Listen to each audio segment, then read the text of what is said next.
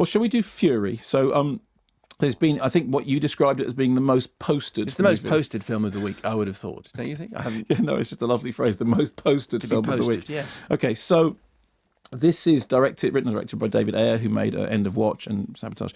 And it's set at the end of World War II, 1945. Brad Pitt is the commander of a tank, which has a sort of ragtag crew, and they've battled from North Africa to Normandy. They're now in Germany, where total war is reigning. In the final stages of the war, the thing was everybody must fight.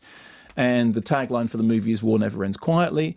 And at the beginning of the movie, we meet this tank crew already looking, world weary and battle scarred, but having to push on, outgunned, incidentally, by the superior German tanks. They are one man short. One man who has redecorated the inside of the tank in a way which is a film which is full of sort of graphic splatter and gore, and actually, it has that kind of weird post-Private Ryan sensibility, which is, you want to think, well, war is hell, and here it is being depicted as hell.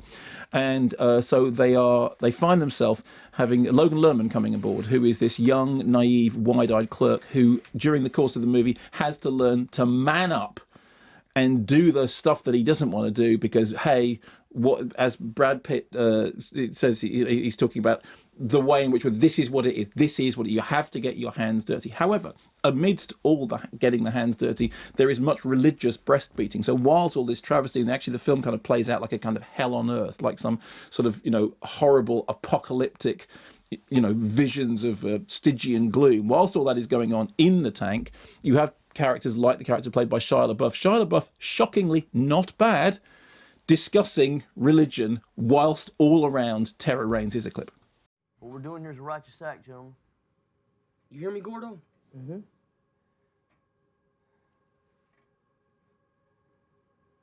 There's a Bible verse I think about sometimes. Many times. It goes, "Then I heard the voice of the Lord saying, whom shall I send? And who will go for us?"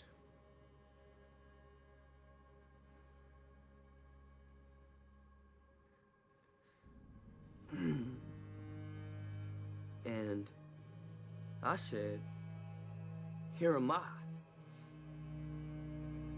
Send me."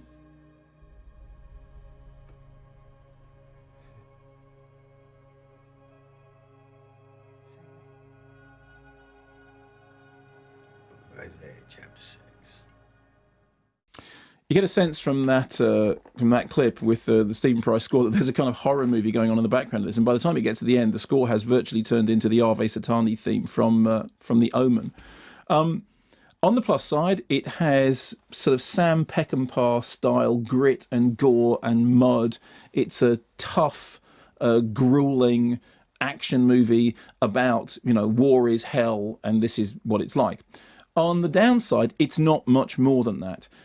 It does have sort of portentous ideas about philosophy. There is the phrase that Brad Pitt says is ideals are peaceful, but history is violent. And this is the key thing that runs all the way through it. And during the course of it, the young anti-hero through whose eyes we sort of really see the action unfolding has to learn that ideals are peaceful, but history is violent.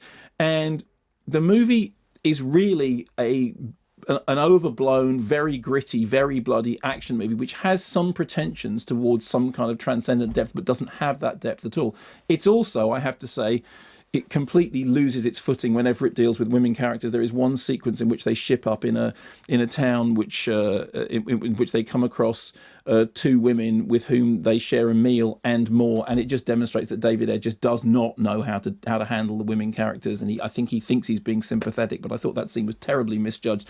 I also suspect it's one of those things whenever you see a scene in a movie that you think, well, that scene should come out, and that scene is probably the thing that the director thinks is the heart and soul of the movie itself. It isn't. The point at which the movie works is when it's doing, great big massive tanks rolling across huge open fields, firing, big missiles at each other, and explosions and deafening crashes, and that stuff is very well done. I mean, it doesn't have the intensity of a film like Lebanon, which really sort of stuck you in the middle of a tank and gave you some sense of that confinement, that horror that you imagine that warfare is like. But what it does have is, as I said, a kind of very sort of Sam Peckinpah, very gritty, macho, chauvinistic kind of, attitude towards you've got to man up and do this stuff. And that stuff is done efficiently enough. Jason Isaacs is in it and does again, I would like to see more of Jason Isaacs in it, but he's entirely convincing as the guy who realises that the world is falling apart around them, is telling them this is where you got to go and you've got to go over them. Believe me, I trust you because it's all horrible out there. And is that it? Is that all he does? Well, it's a supporting role, but it's a kind of ensemble cast, and he is a crucial part of the ensemble. But the film itself is in love with Brad Pitt. The film is absolutely a film about Brad Pitt, and it's about Brad Pitt's haircut, and it's about Brad Pitt's face, and it's about Brad Pitt's stance, and Brad Pitt's. I mean, it is a glorious Brad Pitt film with tanks and warfare. I think the problem is it's not about much more than that. It thinks that it has a sort of philosophical underpinning, and I think it doesn't. I think it's, oddly enough, like the tanks, it's hollow, but from the outside it's big and noisy and impressive, and I was not unimpressed by how grim it is. You weren't unimpressed. I was not unimpressed by how grim it is. So you were impressed by how grim it is. Well, I chose those words quite particularly, but if you'd like to sort of just do it the other way around, I was not unimpressed by how grim it is. Can't you just speak in English? Which one of those words isn't English? Well, could you not, the nuance is slightly different. Is it? What's the difference between I wasn't unimpressed and I was impressed? What do you think the difference is? I asked you the question. You can't just reply with another question. I just want... Can't I? It's your phrase. To say I was not unimpressed by it, it means exactly what I've just said. All right, I was impressed by it, sort of. Okay, there you go. Right, there we go. There you go. Right, then. There's the sentence I was chiselling away at.